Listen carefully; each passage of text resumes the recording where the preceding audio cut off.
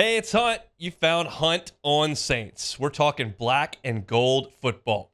Do us a favor.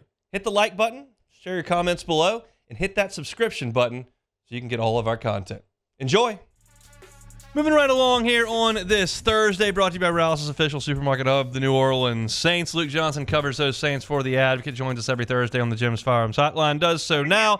Luke, how we doing? I'm doing great, man. Thanks for having me on. Absolutely. Odds Taliesin Fuaga plays left tackle to start the season for the Saints next year. I'll go 40%. Just because I think it's completely dependent on what happens with Ryan Ramczyk. I don't feel very good about Ryan Ramczyk. So I still think that the ultimate landing spot for him is on the right side. But if Ramczyk kind of defies expectations here and actually does play, then I think they'll try him on the left side, and I think he's probably their best bet there right now. They've added some veterans on the offensive line. What's the competition look like at left tackle, and is Trevor Penning at this point considered involved? He'll absolutely be involved, which I think is smart. Look, this is the first time in his professional career he's had a full offseason that wasn't dealing with injury or preparing for a combine or something like that. He's worked with some kind of high level coaching this offseason. I think they're going to be getting better coaching on the offensive line just in mini camp, training camp, etc. I do think that there's a chance that he's a starting caliber player for them. I mean, look, it was only 2 years ago he was taken in the first round. He was injured his entire rookie season, and then last year just kind of was what it was.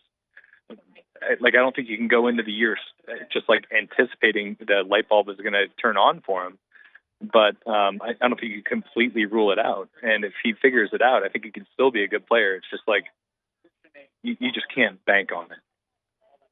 Yeah, I think that's obvious to pretty much everybody involved here.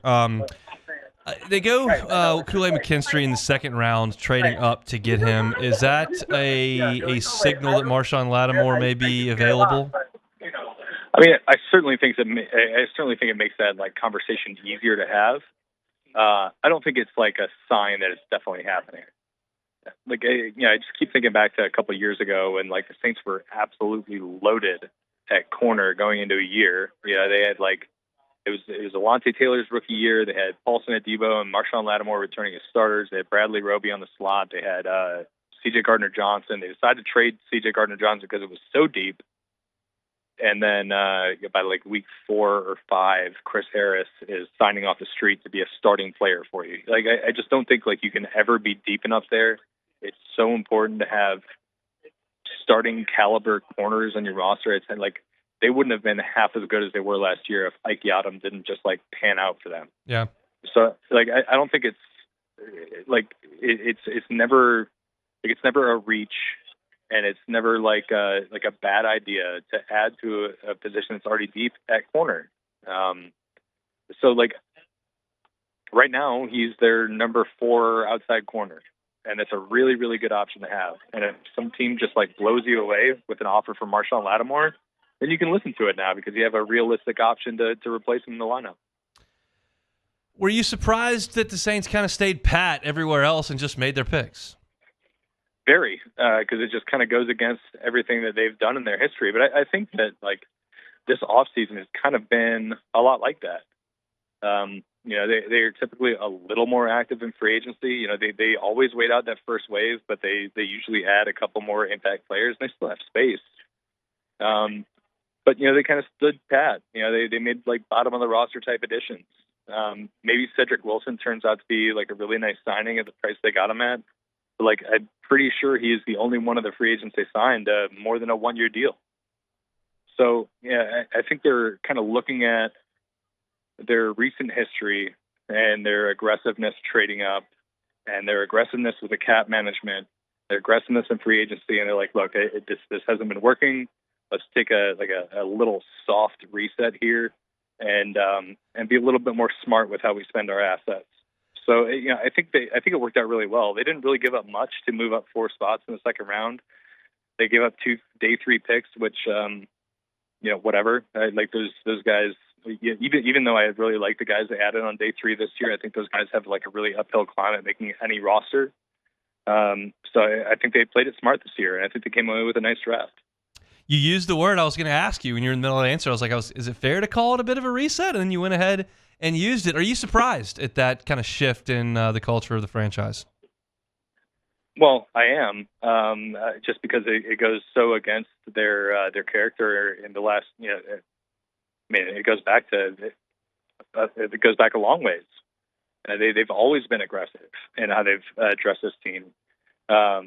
And, especially when you consider, like, just being honest here, this is a must-win year for Dennis Allen. I was kind of expecting them to be a little bit more aggressive because of that. But I think this is a sign that he feels comfortable where he's at. He feels comfortable with the roster, and like, they need to take their medicine a little bit. They need to absorb a big cap hit for Mike Thomas in the meantime, and get the relief on June 1st when the transaction becomes official. They need to maybe not extend or renegotiate like every single big contract on their roster, because like they're put in a kind of a crippling position. So like, I think it was smart to do what they did while they're still, they still have aims to be competitive this year. I think there's a way you can do both things without just like maxing out all the time. Where are you on the Spencer Rattler pick? I mean, I love it. I get the criticism of it when you're looking at it like through a very narrow short-term lens. Yes, they have much greater needs on their roster. Yes, they invested a 4th-round pick in a quarterback last year. Yes, the odds of Spencer Rattler turning into like a contributing player for this team are very low. But like, when you're talking about the number 150 pick in the draft, in a draft that is widely considered not to be very deep, like if you have a lottery ticket that's pretty good, like if the normal odds of hitting a quarterback, hitting on a quarterback in the 5th round are like 1 in a million, and you feel like they're like 1 in 100,000 for this, like you take that 100 times out of 100. Yeah. Like, if he pans out, it's going to be amazing. If he doesn't, it's the number 150 pick and a bad draft. There's no way this is a negative for the Saints. Like the odds of a 5th-round pick making the roster are already low. The odds of a 5th-round pick contributing in a major way are already really low. So, like, if this guy doesn't contribute for 3 years, but in the 4th year he's starting, or in the 4th year you can trade him for a better draft capital, like it's a really, really smart, sound investment. And I think, like, especially for a team like the Saints that doesn't have a Hall of Fame quarterback in the building right now, like, you should be investing in a quarterback every year or two, and just see if that guy hits. Because if they do, I mean, like, it's so valuable.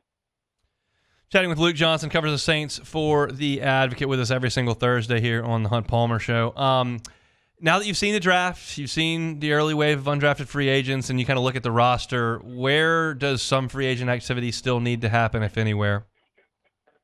I mean, I think there's 2 really clear positions where they're deficient still. I think I would add tackle, somebody who you feel confident to start football games for you.